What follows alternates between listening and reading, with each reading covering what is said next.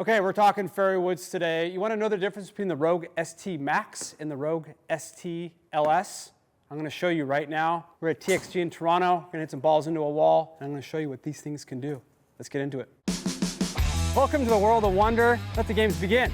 Oh, this thing's awesome. It's actually a lot of fun to hit. I know a lot about your bag. How much do you know about your own? Not as much as you. There's a memo that went off this morning. We're in the same club.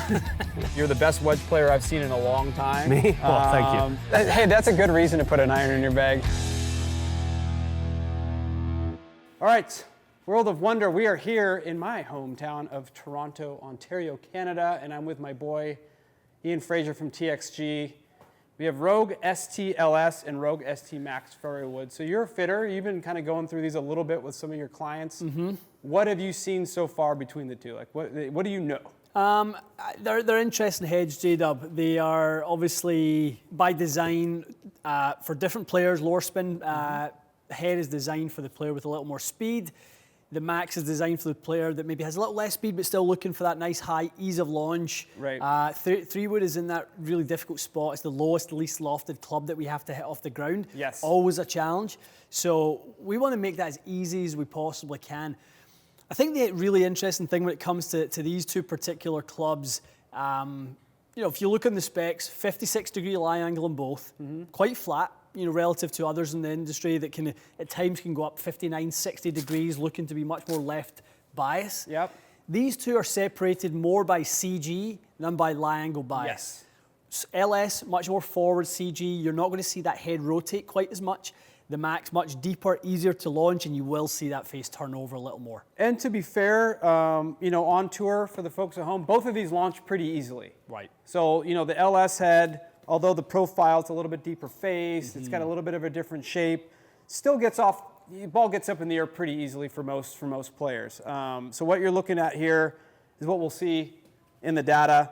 This one spins a little bit less than this one. This one gets up in the air. It's got a little higher launch angle than the other one. So I want to show you the difference because I get that question all the time. So let's just get into the nitty gritty. Okay. We're going to hit some balls. We're going to start with the Rogue ST Max. And we're hitting Chrome Soft X golf balls. That's the golf ball that I play.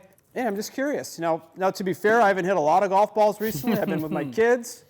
So am I expecting to just, pure it all over this virtual golf course? No. But this is going to be kind of interesting. So here we go. Yeah, we're setting ourselves out here at 250. We're thinking we're probably flying this thing just shy of that. And probably. And, 250 would be nice. If I catch one, maybe 250. Now, the cool thing here is we're dealing with the same exact specs. That's my Gamer 3-wood with Ventus Blue 7X. We're not playing with some different shafts. The variables are staying pretty consistent. That was decently struck. You can see the ball, it gets up. Like this, that ball's up in the air. You hit it really, really solid, dead in the middle of the club. We just left the face a little bit open, J-Dub. So, 22 degrees of dynamic loft, and that's where that center of gravity is going to play the role. If we have the deeper CG, that head is transitioning forward. It's making that shaft deflect more, and that's where we're going to get the additional dynamic loft from. If the spin is in a good window with an open face, we know it's going to be too low by the time we square that face up. Right. So that's exactly what I would want to see on a slightly open face. And that's pretty resemblant. That's a pretty stable head. I mean, if you're going to look at that data, you look at that and go, that head's pretty stable. Yeah. Okay, so we'll hit a few more with this. And it's got a cool look. I mean, it's got a little bit more of a shallow profile. I actually like the scoring lines on this, where they're separated. That was a little skinny. Still got up in the air, though. I mean, I'll tell you what, for a miss, that was a big miss. I'd take that miss. Yeah. But as an overall look, if you want to talk about a player's type shape, this is all, it's got all the appeal that a better player would like. So I don't want everybody to get stuck on the LSs for the lower handicap. It just kind of depends on what you need.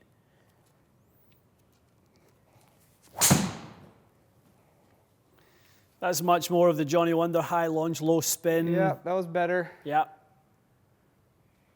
Yeah, very good. Try not to think of it like a game improvement one and a player's one. They're just for different players. Yeah, we have guys on tour hitting the max. I mean, I know Abe Answer, I'm pretty sure has tested and I think actually has a Rogue ST Max 3-wood in play right now, or he put it in play for a week or so. So, guys, this profile is getting looks. So, not everybody's just running towards that one. So let's hit one more. Let's see here. I mean, the last two are really representative of the way you would hit it in a perfect world. I mean, that's 243 on the fly.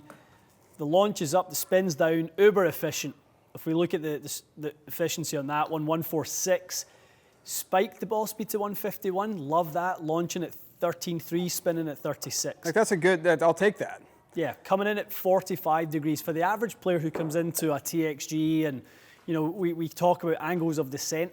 For the average player, a mid-iron would descend at 45 degrees. So the fact that you're getting that out of a fairway with J-Dub tells us everything we need to know about the Max. It did exactly what it's supposed to do. Yeah. So what I'm assuming out of this one, and this is the 3-wood that I play, which is the Rogue STLS. I like the look of this. I'm used to this look. It's got kind of the Sub-Zero shape to it. Yep.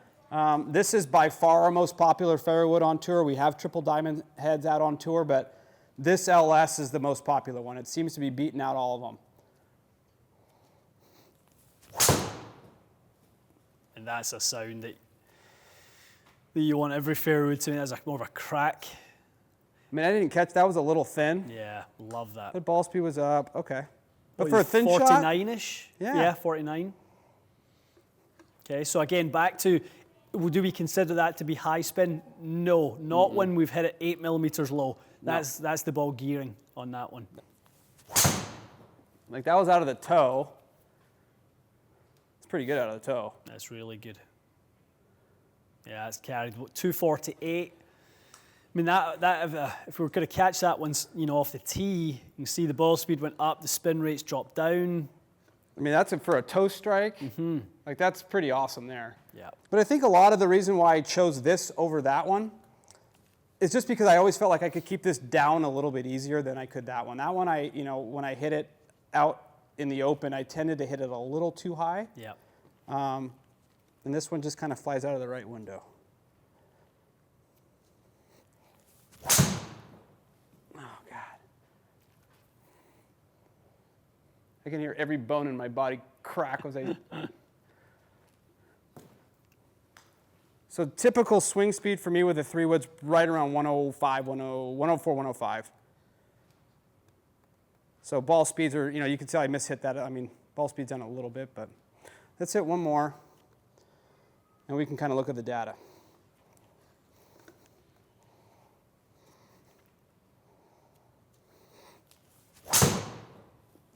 That was a little skinny too, but man, I gotta say, and the heads are super stable.